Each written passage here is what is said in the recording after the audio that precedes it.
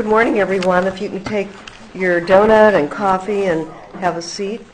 I'm Pat Ferrari, and it's my pleasure to introduce our speaker for Grand Rounds today, Dr. Raj Mody, who is a native of Minnesota. He grew up in Shoreview, but I'll give you a bit of his background before he gives his talk on an update on Zika virus.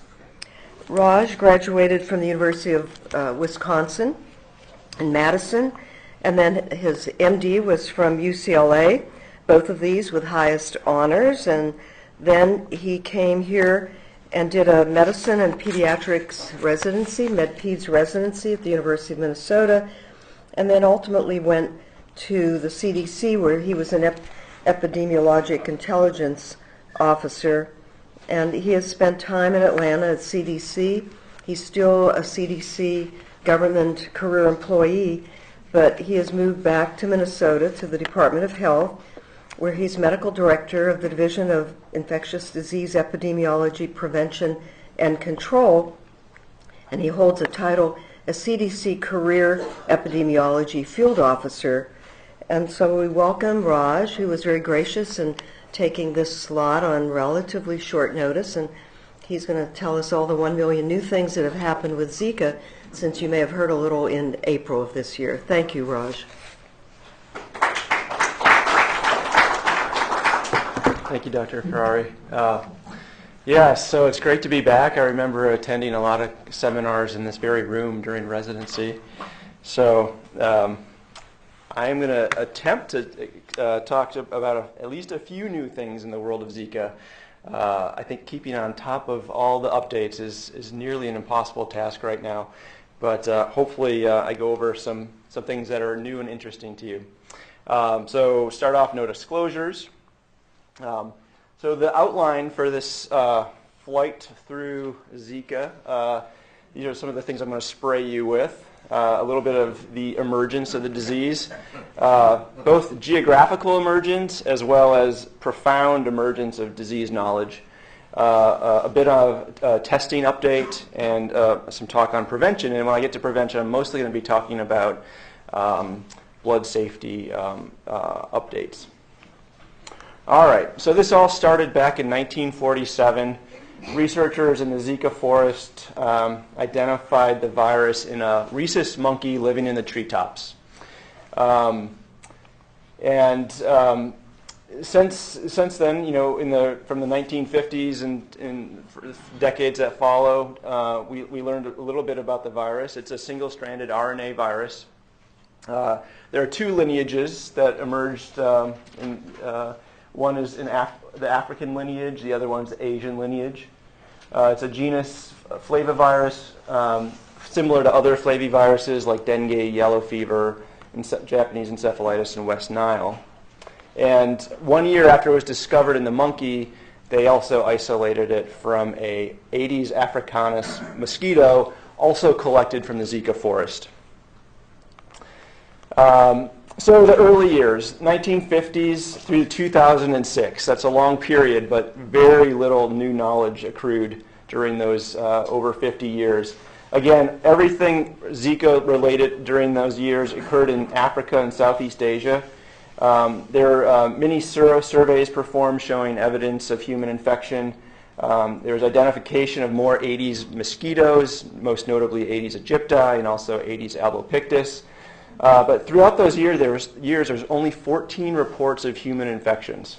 And then that all changed in 2007 in the little island of Yap in Micronesia, where they had an outbreak of what they identified was 49 confirmed cases and 59 probable cases. But we all know that surveillance isn't 100% complete. So the researchers there actually estimated a total of 900 illnesses on the island. And that correlates to an infection rate of 73% for the whole population, but only 18% of those that were believed to be infected based off of serosurveys actually developed symptomatic illness. So that was in 2007, and then Zika disappeared from Yap. We don't know exactly why, but if we think about the disease transmission cycles of Zika, let's see if I can, the sylvatic cycle, or cycle through animals, is what it had been occurring predominantly through in Africa and Southeast Asia, where it's mostly cycling through animals, and then you get occasional spillover into humans, but not that often. And then you have the epidemic or urban cycle, where it's actually transmitted through humans as the reservoir. And I think one explanation perhaps of what happened in Yap is with 73% of the population being exposed, there's just profound immunity, and humans could no longer support the virus on the island, so it just went away. We learned a lot in Yap about the clinical symptomatology. We learned it was really a very mild illness. The most common clinical features are shown here. The first, I think, 4 of which are the ones that are classically all over, the news right now of symptoms of Zika, which is a rash, a fever, arthralgias, or conjunctivitis, not a non-purulent conjunctivitis. But you can also have muscle aches, headaches, retroorbital pain, edema, and vomiting.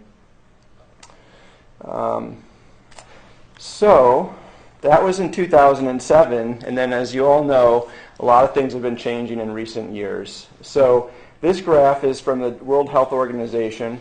It shows the cumulative number of countries reporting mosquito-borne Zika virus transmission since 2007. And it has just skyrocketed. There are 72 countries reporting mosquito-borne infection since 2007, and 70 since 2015. On February 1st, the World Health Organization declared Zika virus infections a public health emergency of international concern due to the massive dispersion of the virus, as well as some of the new complications that I'll talk about that were identified. If we look at it more geographically, as opposed to bar graphs, this also shows the spread of Zika virus from 2013 to 2016. And the darker blue colors represent more recent emergence. So back in 2013 and 2014, we have the outbreak in, actually haven't mentioned it yet, but French Polynesia. And this was much larger outbreak than the one in Yap, which I just told you about. They estimated 30,000 symptomatic cases in French Polynesia. And there was also some sporadic activity in Bangladesh, and the French Polynesia outbreak also spilled over to the Cook Islands. Then January to May of 2015, the activity in French Polynesia spread to some other South Pacific islands like New Caledonia.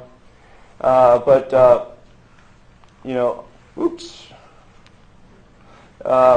most importantly, for the current epidemic, it also made its way to Brazil.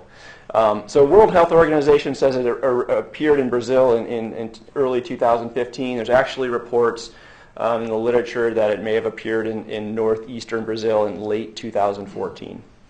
And there's also reports that it may have been in Haiti around a similar time.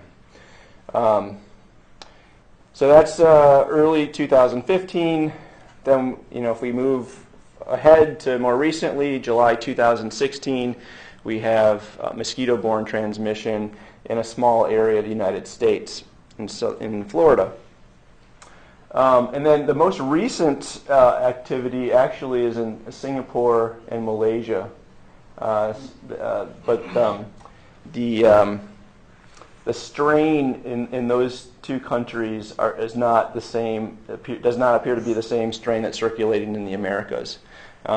All of the strains that are currently active right now in this map are from the Asian lineage, but the French Polynesia and all of the Americas seem to be a specific branch of the Asian lineage. So that's a snapshot of the geographic emergence. Here's the representation of emergence of knowledge. The y-axis is number of Zika publications in PubMed. X-axis is year. You can see an explosion in 2016. And there's already one Zika publication in 2017. So I think this is scientific proof that it is impossible to keep up with Zika. It's moving faster than the speed of light. So what can we do when there's so much new information coming out? One resource that I have found extremely helpful is the CDC Zika website. It has so much information on there for patients, for clinicians, for laboratorians, and they don't even collate just CDC documents. They also make links to most of the major medical journals and all of their Zika compilations. So it's just a great place to if you have any questions about Zika, to go there. Some things about the emergence of knowledge. We've clearly found new disease manifestations, which I'll talk about, like GBS, birth defects. There's also other neurological complications that we probably don't know all about yet. There's some reports of fatal encephalitis. We also have learned about new additional transmission routes. It's not just mosquito-borne anymore. We know it's also passed from mothers to their infants through congenital infection, sexual transmission. There's some evidence, growing evidence, of transfusion transmitted infections, and question mark about other routes. Diagnosis is still complicated, but I think I'll try to go over some of the algorithms, and I think those algorithms are improving. There's new insights into vectors. I'm not going to talk about this, but you may have heard in the news that there's some question whether or not some non-Aedes species mosquitoes might be competent vectors. Seems like, although you can find it in some Culex mosquitoes, it doesn't seem to reproduce in those mosquitoes. So the general consensus, as far as I can tell, is it's still really just an issue with Aedes mosquitoes. All right, so first complication, Guillain-Barre Syndrome. Prior to the outbreak in 2013 and 14 in French Polynesia, we did not know that there was an association between Zika virus and GBS. In French Polynesia, during their outbreak, they had 42 GBS cases in just 7 months, and that compares with, I think, about 3 to 5 in the previous full entire 12 months. So a dramatic increase in GBS. Most of these patients, I mentioned that a lot of the patients in French Polynesia just had asymptomatic infections, but most of the patients with GBS actually had symptomatic Zika infections, so 88%. It seems like having symptoms is potentially a risk factor for developing GBS. The acute motor axonal neuropathy type of GBS was what they observed. 29% of the patients required mechanical ventilation, but all recovered. There were no deaths. In this case control study, the reference I put below, there's a strong association, much increased odds of having Zika infection among GBS patients compared with matched controls. So there's a statistical association.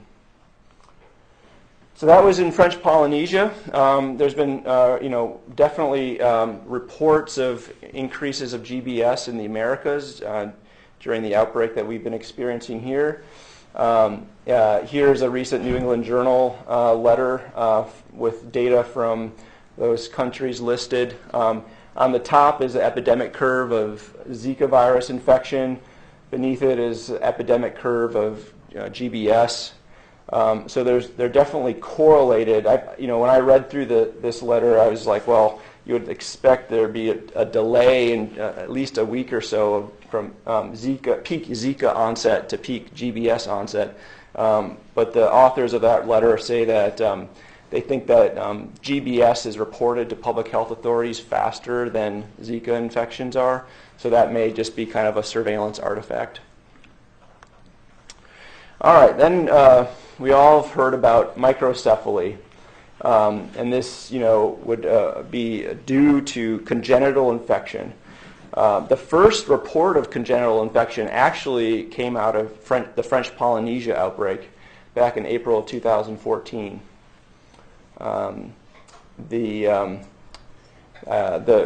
That report found I think just evidence of Zika virus RNA in the infants and mother's serum. But then in September of 2015, astute clinicians in Brazil started to notice an increase in microcephaly among infants. And the first possible connection with Zika was reported in an MMWR that I cite here. So it was purely ecological. There was no real evidence that Zika was causing the microcephaly. But if we go way back in the literature, in the early days, even back to 1952, in the laboratories they found that Zika virus had a tropism for brain in mice. And that has since been reproduced, I think, in a lot of different studies. There's been, in the last few months, there's been a tremendous amount of research on this, and, researchers in Brazil have found evidence of Zika virus in amniotic fluid of mothers that have given birth to children with microcephaly. They've isolated Zika virus from the brains of infants born with microcephaly. So with that new body of knowledge, CDC published an article in New England Journal in May basically concluding a causal link between microcephaly and Zika. The most recent evidence supporting this comes from the preliminary case control study results out of Brazil. And they found a 55-fold odds of Zika virus infection among microcephalic infants compared to non-microcephalic infants. But it's not just microcephaly. Microcephaly actually might be overrepresented in what we know of the birth defects that can result from Zika, because microcephaly is visible. You can actually, you can observe it, and some of the other defects require imaging or perhaps even autopsy, which are especially in resource-poor countries are going to be done probably not as often as in places like the United States. So microcephaly, in one report out of Brazil, only accounted for 25% of all of the birth defects that were identified in a cohort.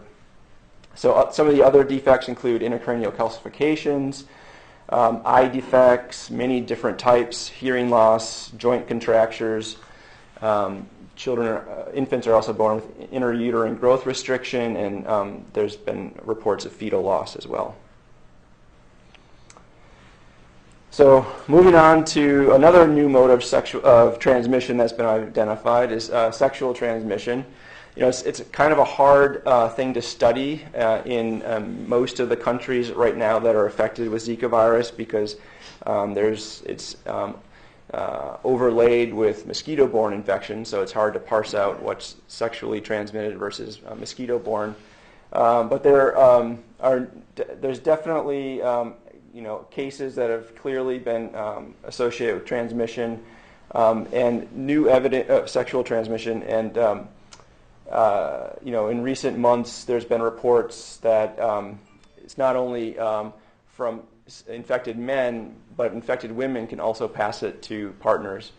There's been also one report that an asymptomatic male has passed on the infection. The virus can persist, we think, for a very long time in serum. However, most of these studies are really just done on looking at viral RNA. It's hard to it's hard to translate detection of RNA to actual viable virus. But the longest report that I've seen so far in the literature is 93 days. It's also been detected in vaginal fluid and cervical mucus. A nice synopsis of sexual transmission is available in this MMWR report. And current recommendation is to abstain from sex or use barrier methods during the duration of pregnancy. So now moving a little bit into blood safety. To start, though, I want to just talk a little bit about some time courses involved in Zika infection. So the average incubation period is about 6 days after being bit by a mosquito, but it can really range from anywhere from like 3 to 11 days.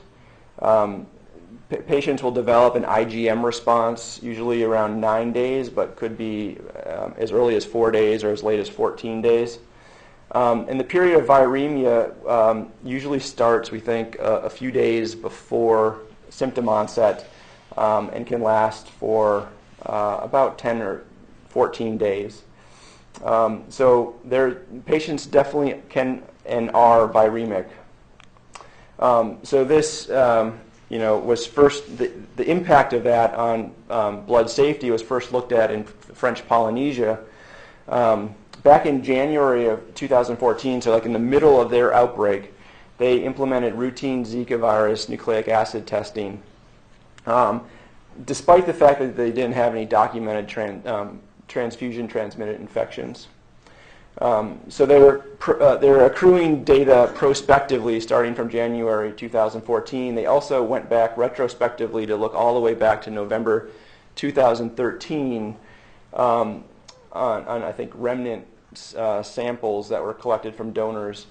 And collectively, they found about 2.8% of about 1,500 asymptomatic blood donors tested positive for Zika virus RNA.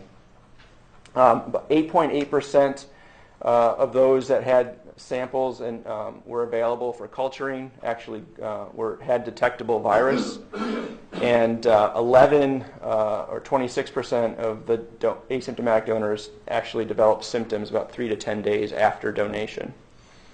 I'm not exactly sure when, but during this outbreak, French Polynesia implemented pathogen reduction technology for platelet and plasma products.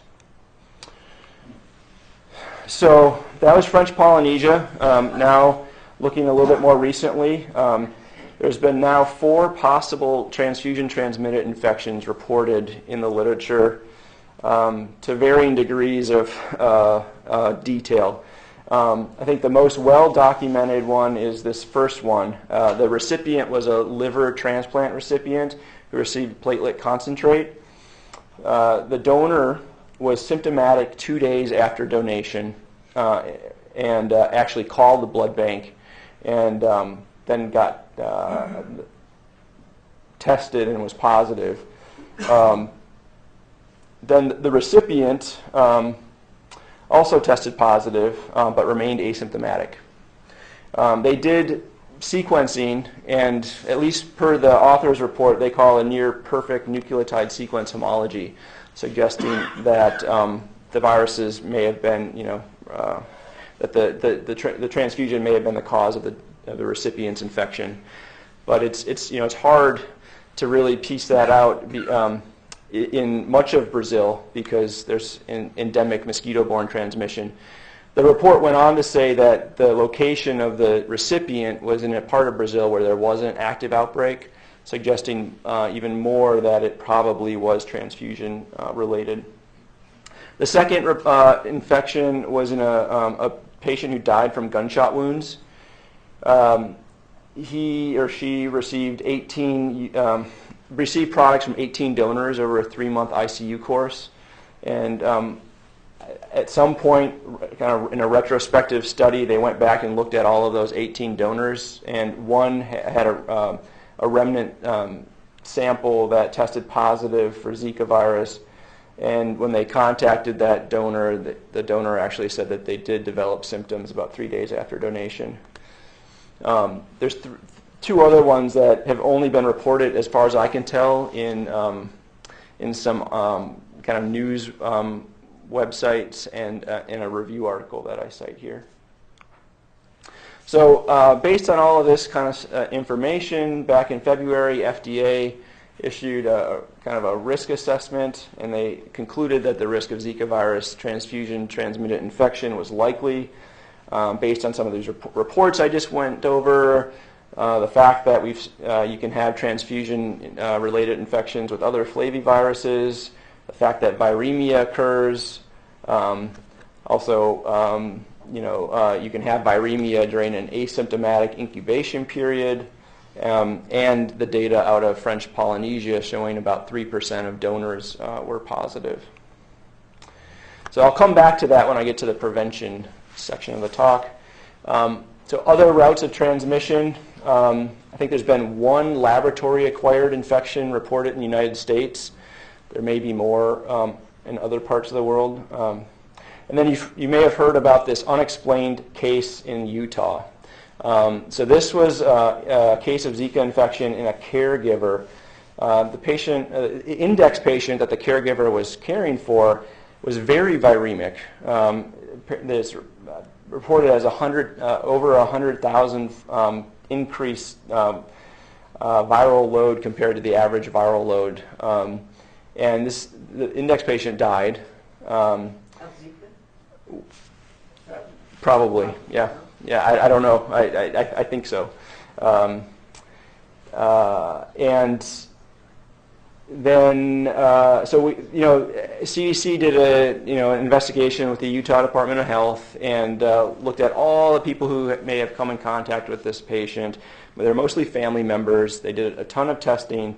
Only one person tested positive, and it was this caregiver who was also symptomatic. His exposures were that he hugged and kissed the index patient, and he also held the index patient while stool was cleaned, but apparently did not have any contact with the stool. So it still remains a bit of a mystery. So Zika virus RNA has also been detected in breast milk and saliva, but there's been no reports of transmission via these fluids. You could argue maybe there's some evidence, though, that this case in Utah may have had something to do with saliva. It's also been isolated in tears. Okay, so a little bit of Zika virus in the United States. As of January 1st, Zika virus in the United States is a nationally notifiable disease, so we're getting surveillance data from across the country. Pretty much all of these cases here, the darker the blue, the more the cases. Pretty much all of those are travel associated, except for this little area down here in Miami, which we blow up here. This little area right here in yellow and is blown up further here is the Wynwood area of Miami. That's where we identified the first mosquito-borne infections in the United States. As of Monday, this Monday, I believe, Florida and CDC have now declared this little pocket Zika-free. So, but still kind of advising caution of especially pregnant women to travel to those areas. If travel is necessary, definitely should still avoid mosquito bites. So right now, the only area of active transmission is believed to be in this Miami Beach area.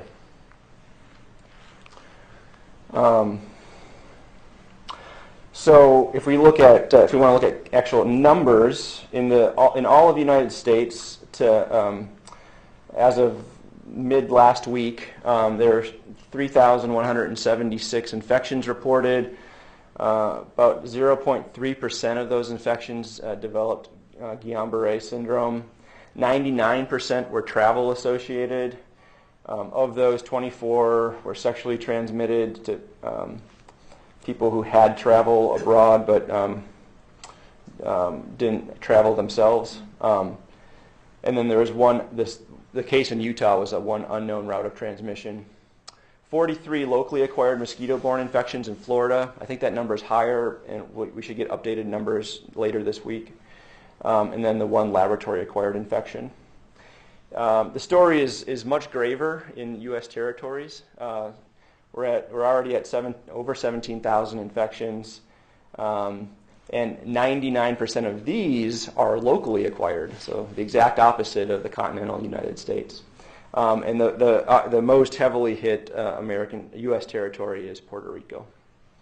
In Minnesota, to date we have 49 cases identified. One was they're all travel associated. One was sexually transmitted, and one of the 49 developed GBS. So I didn't mention anything there about Zika and pregnancy because there's a separate surveillance system in the U.S. now for that. The U.S. Zika Pregnancy Registry, and this collects information from patients who have confirmed Zika infection, but also possible Zika infection if they only have evidence of a flavivirus. So that they're somewhat separate surveillance systems. Women and their infants can be enrolled into this. The purpose really behind it is to collect information to learn more about the spectrum of illness that can result from Zika infection during pregnancy and the effects on the newborn infants. Related to this, CDC has a 24/7 clinical consult service. Show the phone number there where providers caring for women or their infants can call for kind of up-to-date guidance on testing and management. And if any of you have a patient or a mother-infant pair that you'd like to enroll, you can start the process by calling us at MDH. So a little bit of data from this registry. To date, in the U.S., 731 women have been enrolled. A lot of the women have not delivered yet. But from what data is available, 18 live-born infants have been born with birth defects, and 5 pregnancy losses with birth defects have been reported. In Minnesota, we have 5 pregnant women enrolled. 1 was lost to follow-up, and among the remaining 4, we have no adverse outcomes identified yet. So will Zika virus-infected mosquitoes arrive in Minnesota? We have a lot of mosquitoes, obviously, in Minnesota. It's the state bird, but we don't have the right kinds. We definitely don't have Aedes aegypti. If you look on the right, the Aedes albopictus, you see this little blip into southern Minnesota. That's just there because there's this tire recycling facility down a little south of here that gets tires from all over the world.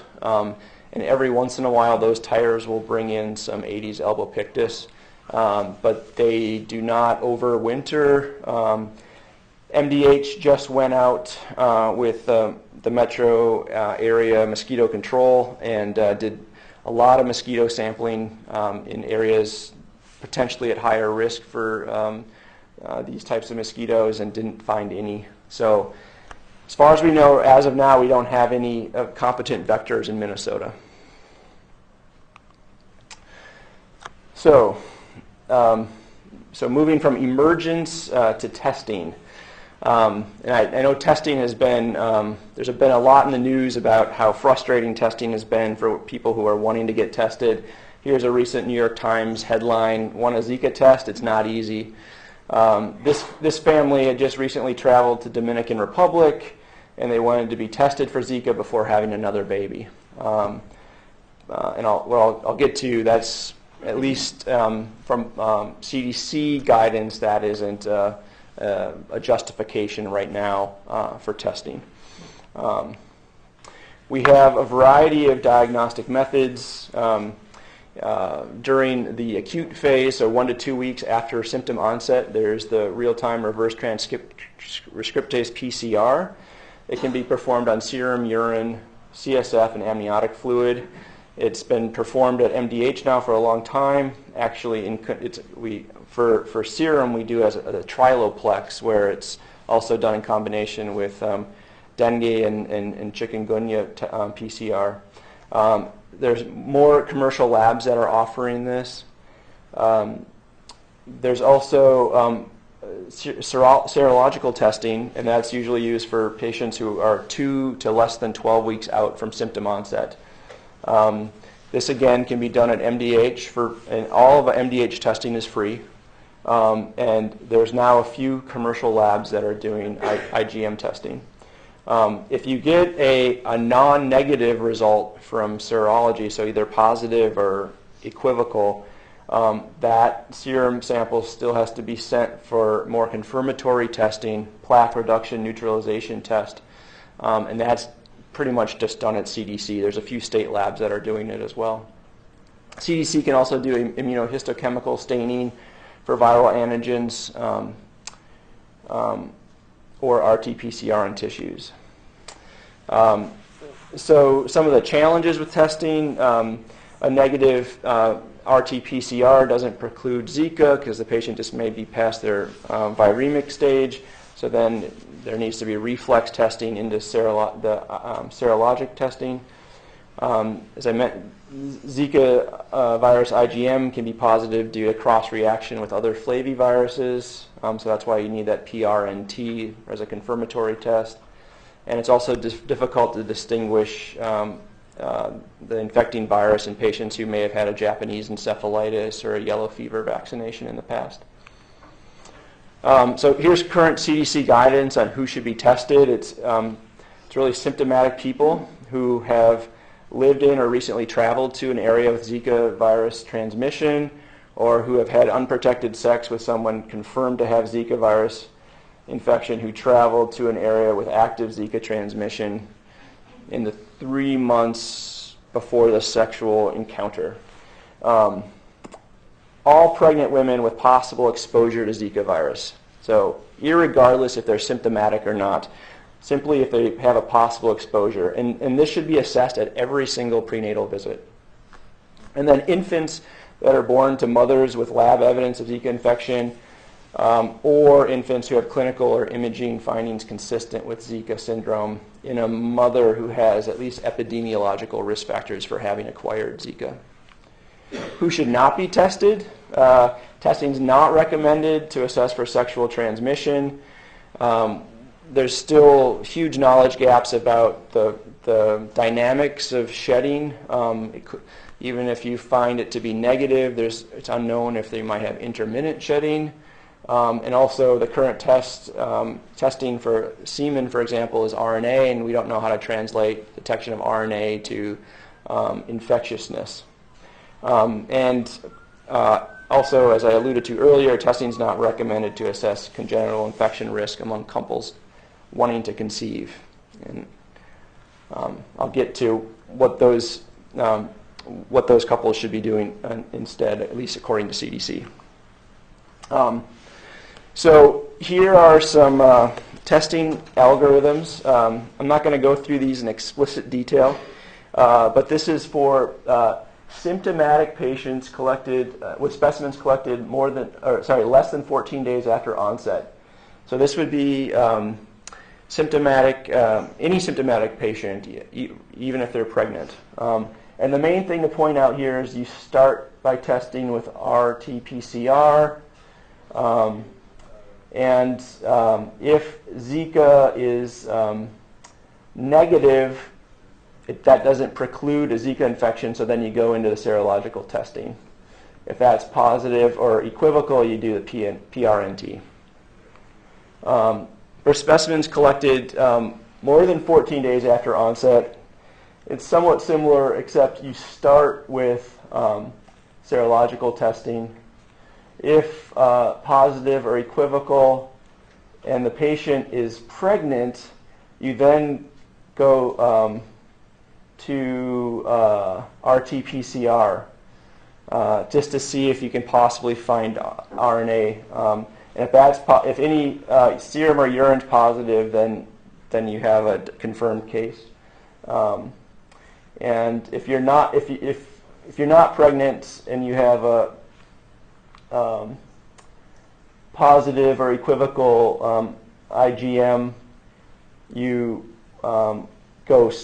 you don't stop at the RT-PCR box. You go straight to PRNT. And then this is yet another algorithm, complicated algorithm for testing for asymptomatic pregnant women. And again, it depends on asymptomatic women who have an exposure, and the algorithm, which path you go down depends on how long ago your exposure was. But it's quite similar to the ones I went over before. So I wanted to mention, these algorithms are complicated. They involve multiple different types of specimens, usually always serum and urine. And even though you can order these tests now at commercial labs, the commercial lab's not really going to help you make sure you're ordering the right test based on the scenario.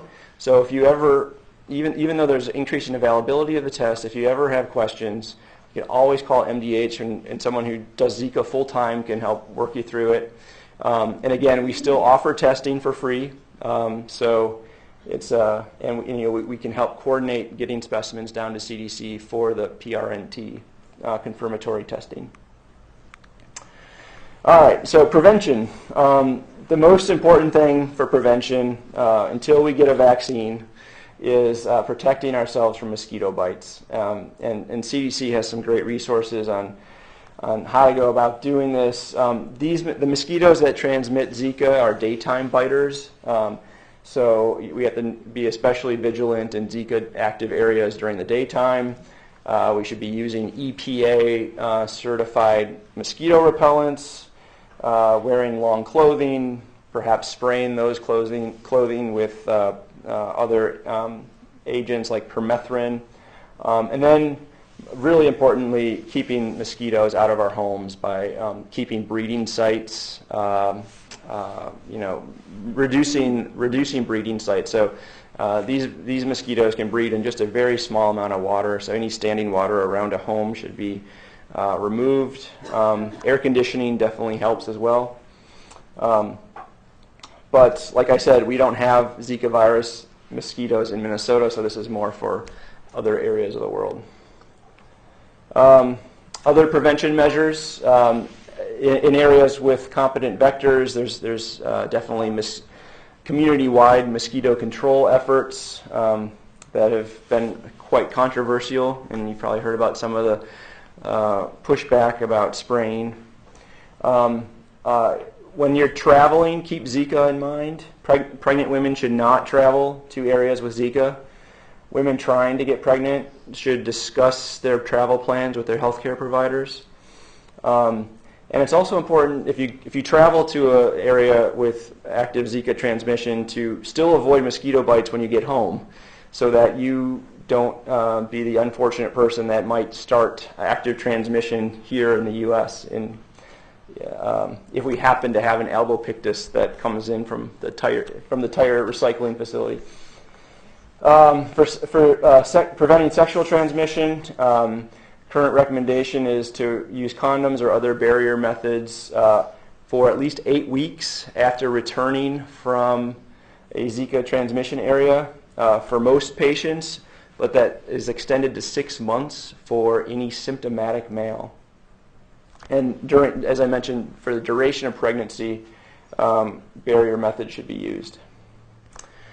So moving on to prevention and the blood supply, I found this nice review article that just came out recently that talks about some of the possible mitigation strategies to make our blood supply safer. So one approach is donor deferral. And then some limitations of that are basically, it's like educating patients of where Zika virus is being transmitted and asking them if they've traveled there. And so that requires being very up to date on all the areas of active transmission, which changes quite a bit. And not just at the time of donation, but also they need to find, if that area was then identified as a Zika transmission area 2 weeks after donation, taking into account incubation periods. It relies on passive notification of donors to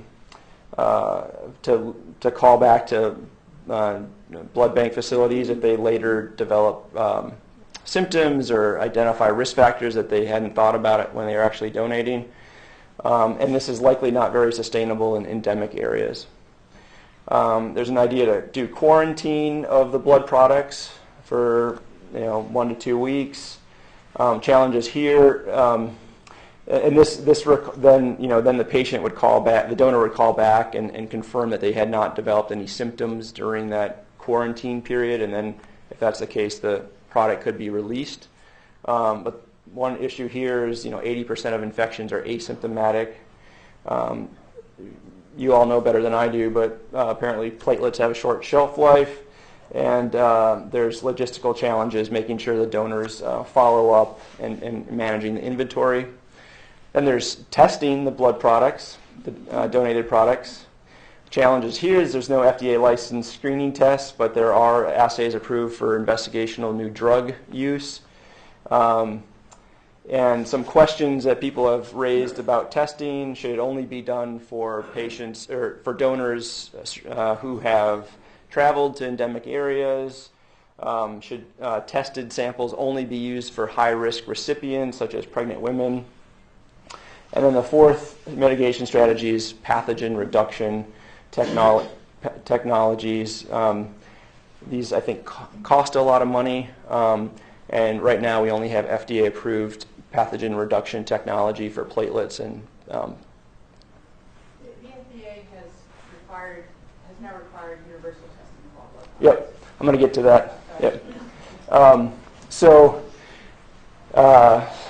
the initial guidance from FDA back in February was more of the donor deferral strategy, and they suggested going about this by updating donor education material about risk factors and symptoms of Zika virus, and then instructing donors to self-defer for 4 weeks. If they have symptoms, if they were ever diagnosed with Zika, or if to self-defer for 4 weeks after resolution of symptoms, assuming those symptoms started within 2 weeks of traveling to a Zika area, and then also self-deferral for potential sexual contact.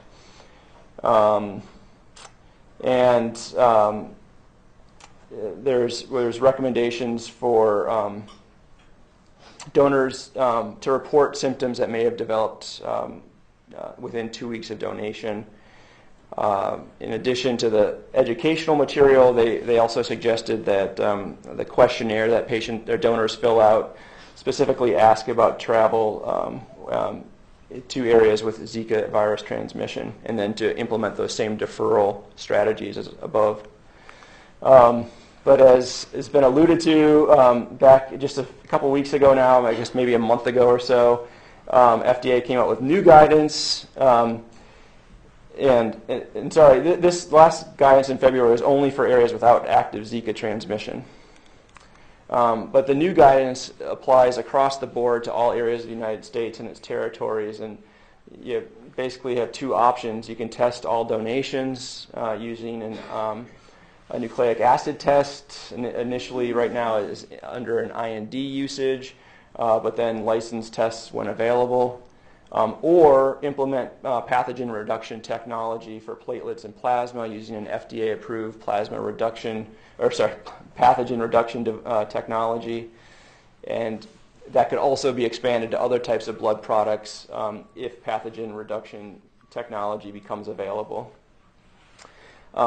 Once this is implemented, blood banks can discontinue the previous guidance, but they still say that if a donor self-reports a Zika infection, that they must defer donation for 120 days, either after the positive test or resolution of symptoms, whatever's longer.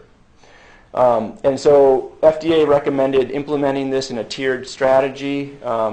Areas with current active Zika transmission should have implemented it as soon as this came out, and many like Puerto Rico, Florida have already implemented this.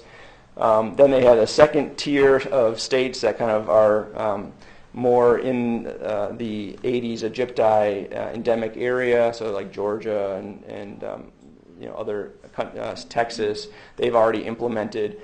And then for states like Minnesota that are a bit further removed, they say that this should be implemented no later than November 18th.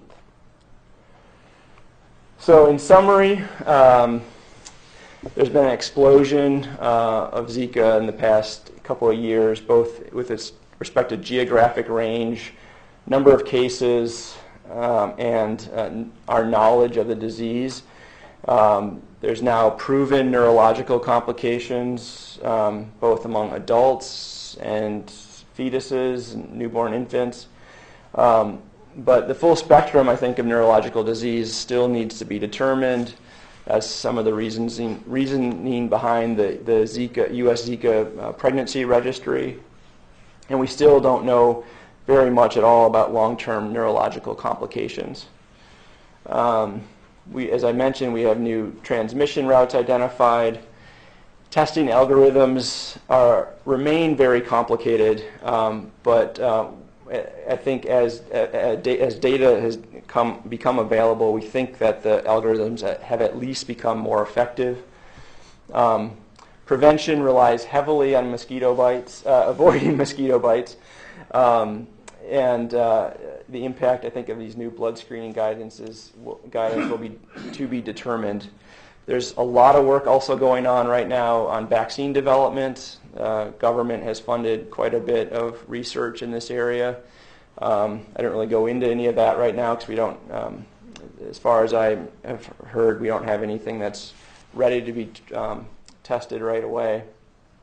And the big question really is, are we going to be like Yap in French Polynesia, where the outbreak kind of ran its course and then disappeared? Or is something going to change with the virus or the ecology in which it's occurring with potential animal reservoirs to allow Zika to persist in the Americas? And that's to be determined. There's definitely a decline in Zika cases, which I didn't really show, in some parts of South and Central America and the Caribbean. So time will tell. And that's all I had.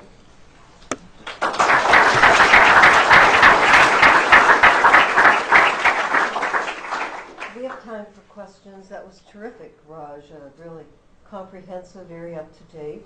We have a lot of our trainees here, lots of interested folks. Yes. Okay, so presumably there have been autopsies performed on people with fatal infection. One thing that I didn't hear, maybe I missed it at the very beginning, but does anybody know what cell type is replicating the virus in humans? And in particular, has it been detected in adult brains in autopsy studies by in situ hybridization or anything? I can't, I don't know for sure. It's in blood products. I believe it has. I don't know if it's been found in adult brain tissue, but I think in that one mentioned report I just alluded to of a fatal encephalitis case, I know they did quite a bit of work up there, but I can't recall for sure if it was actually found in brain tissue. I know it was found in CSF. And then in terms of what cell types it's replicating in, I don't have that information. Maybe someone else in the room does. But. The excretion of the virus in urine suggests it may replicate in the kidney as well, but I don't know that as a fact. Hank, do you have any comment on this? One of the problems with all the plague viruses is that there's a terrific viremia. And so many tissues could be affected because of blood trapped in those tissues.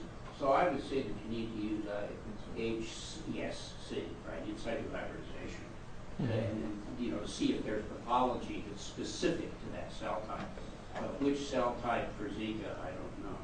Quinn, do you have One any question that comes up relative to a vaccine is, I think Zika is a little less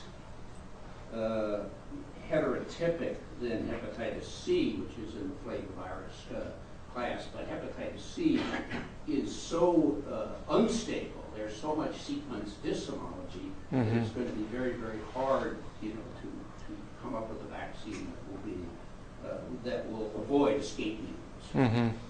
Well, there's been a lot of genomic sequencing done with Zika virus, and there are differences geographically, as Dr. Mody alluded to. But I think that there are enough homologous areas that NIH and the group under Fauci are working on vaccines at NIAID, and I think they'll have success. Will it be relevant, depending on whether Zika disappears or not? But I certainly support that effort. We might want a comment on the neuropathology from Dr. Clark. Do you have a question or any comments? Yeah, I don't know about the adult case, but I think there was an autopsy of an infant who had microcephaly. Yes. And I think it was actually not full term. But there apparently was infection in neuroprogenitor cells, essentially in the sort of the periventricular stem cell population. Okay. And that it was one of the reasons they think that microcephaly is a big component of this, is that it's killing off this progenitor population. Dr. Kirk? Oh, no.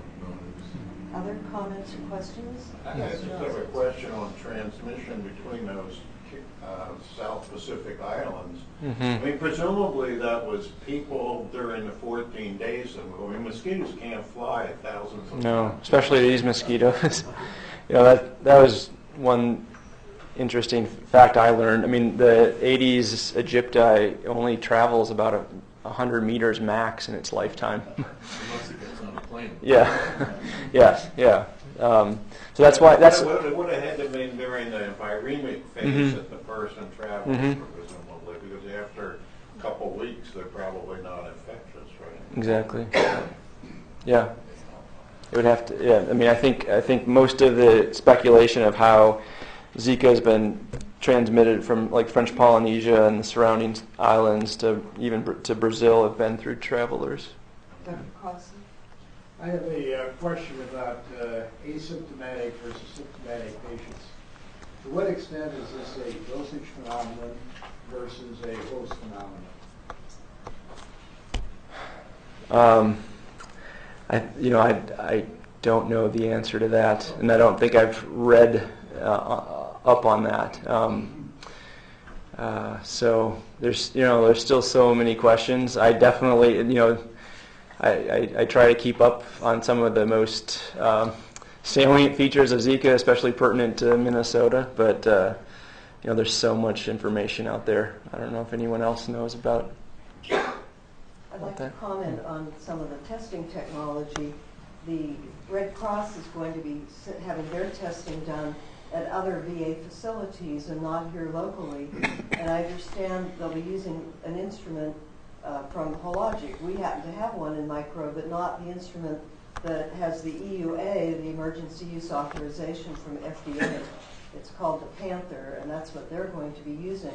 Dr. Armafaville and I have looked into other technologies, including a Siemens instrument, a new one that's coming to molecular diagnostics, but it's a version of the instrument, a different serial number than the one that, again, was approved by the FDA. I think our testing population at this time cannot justify us to introduce the technology, but we'll continue to track it about every other week. A new company, a new authorization has come out with a company that we might have such an instrument. We'll be getting a new Roche instrument in the future that would have that testing capability, but it would really be a lab-developed test with very high expectations of how you validate the testing. But we don't plan to bring it up at the moment, and the testing is free at the health department at this time. But we're tracking all of this, and it's a virus that I'm very excited about as a sort of an armchair hobby as well as medical impact on all of us. One last question, and then we'll have to close, please. So if pregnant women are essentially being screened more often than other populations, whether they're symptomatic or not, the pregnant women in the registry that you have are both populations, they're symptomatic and not. Of those who had births with birth defects, were those women A, symptomatic, and B, when were they symptomatic?